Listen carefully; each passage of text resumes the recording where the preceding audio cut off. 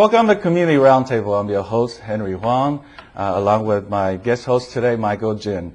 We have a very special guest here today. He is one of the great players in the NBA. He has played for the league for over 12 years and offered his basketball talent playing for venerable local teams such as the Los Angeles Lakers and Clippers.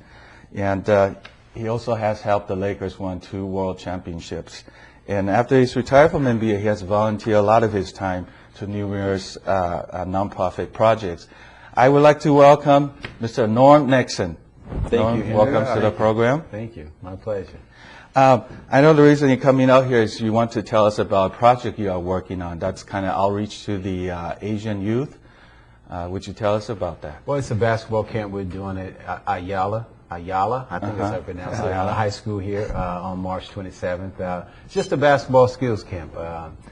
I've been doing basketball camps for a long time, and Dr. Izaki, who's a friend of mine, his son played with my son, and he was just saying they didn't have access to a lot of coaching in this area. So 10, 15 years ago, when his son and my son played together, I would come out and just do basketball clinics for them. So now we've kind of taken it to another level. He thought it was important that kids out here have the opportunity to learn fundamental basketball. You know, as a former NBA player, sometimes I think kids aren't taught basketball the right way. So it's just fun to come out here and just share my knowledge about basketball with the kids out here in this community. That's a great thing you were doing.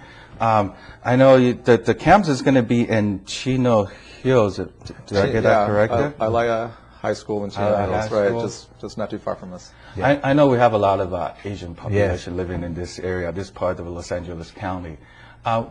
What makes you want to target the Asian youth? Well, again, my son played with Dr. Izaki, and Dr. Izaki's out here. He's in this area, and believe it or not, a lot of my fans were Asian when I played. We want all those. Particularly even Japanese. They were short, so I was little guys, so they had an affinity to me. But most recently, I mean, I've had an opportunity to travel a lot to China. I've been going back and forth to China a lot, and I had a lot of fun. And I have fun teaching the game. So, and I think any place there are youth that haven't had the opportunity to reach out and touch NBA players. It's a chance for me to come out, be in community, have fun, and hopefully you guys will take me to China a few times. I can have fun in China. I enjoy traveling. I enjoy experiencing other cultures, and it's nice to have that kind of exchange with kids. Right. And the basketball has become a really tremendous popular game in China, as well as the Asians youth here, or the Asian population here in America. I know these kind of high-skill basketball camp or having someone as high status as you playing the NBA, those won't really offer a lot, or specifically talking the Asian youth here in nationally as well as locally. Do you think by offering this camps, sort of specifically talking to the Asian youth, we kind of develop maybe a homegrown Asian talents around? It would be great. Again, being in China, Yao Ming is really the one that put it on the map there. You go there, his posters are everywhere. It's become a popular sport there. Basketball, the Chinese Basketball League there is becoming very popular there. Americans are going there to play. And, it would be great to be able to find a couple of guys that could make it to the NBA that were like born here, second generation, third generation, kids coming from here. There were a couple of guys, I think a few years ago, when I was playing, that played somewhere in this area, that went to some major colleges and had shots but never quite made it. So I'm sure for your community, it would be great to have 2 little guards from Walnut to leave here and be in the NBA. So then it'll start a nice craze here in the United States. But again, for me, it's just fun teaching kids. Myself, when I grew up, I didn't have opportunity to be around any professional players. It's a little different now. Television wasn't quite as prevalent. I'm a little older than you guys, so it wasn't quite like it is now. So we didn't have opportunity to interact with a lot of pros. So I think it's nice for kids to touch pros, to feel pros, to have an opportunity to be in the gym with us. And the second thing, too, is about education. And one of the things we beat the kids up about is, have fun with this. Everybody can't make it to the pros, but use it as a vehicle to have fun, understand camaraderie, because there are lessons in sports that carry over into regular life, and it transcends occupation. So it's just fun having that exchange with kids again. A lot of our leaders today actually learn a lot of the leadership skills as well as team building skills through sports. So I think sports is very important, especially I think for the Asian community, because we've been stereotyped as parents drill you to math, science, engineering. I think one of the things we're lacking is maybe some leader skill development there. So I think it's wonderful that you're talking to Asian youth. They have a chance to actually see a real, someone at the zenith level of basketball playing. Well, it's fun, like you say, the discipline there, the hard work, and it's just like with anything else. You reap what you sow. If you put in the work, you can make it happen. So regardless of what you're doing, there are fundamentals to it. There are fundamentals to basketball. Like you said, develop leadership skills.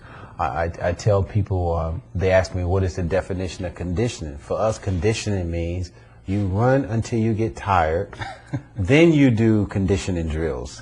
So it teaches you how to go beyond what most people go beyond. And I think, again, those are lessons that you carry over into whatever field you choose to be in, whether it's math or science.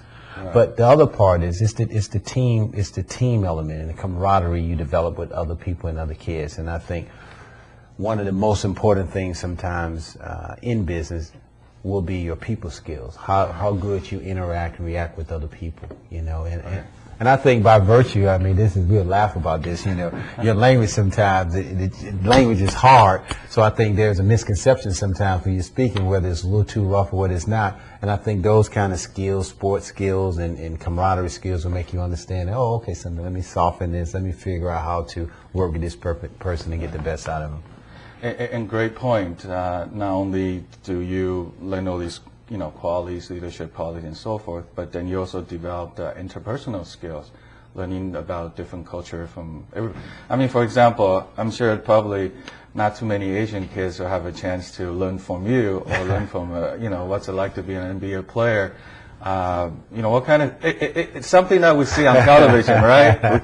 We see it, but we can't feel it, touch it, or speak to it. But this is a great opportunity for them, especially, it's right here, where it's where they live. It's not too far, sometimes these camps could be, I know Nanjing hosts one in Hawaii or something, but here locally, we can actually feel and touch it and learn from it. We do a lot of things. The camp is fun, but the schools also use it as a fundraiser. And with most schools, we know there is a fee to come to the camp, but we give a lot of the money back to the schools because we did one about a month or two ago. We gave money back to help the sports programs and to help in whatever area they need help. So it doubles. It helps in a couple of ways. Number one, it gives the kids the opportunity, like you say, to learn from some of the other guys like Sam Williams and who was All-American Arizona State. I played against him in the NBA. Rick Darnell, who was a great player for many, many years. So it gives those kids opportunity to interact with those people. But it's also a way to raise money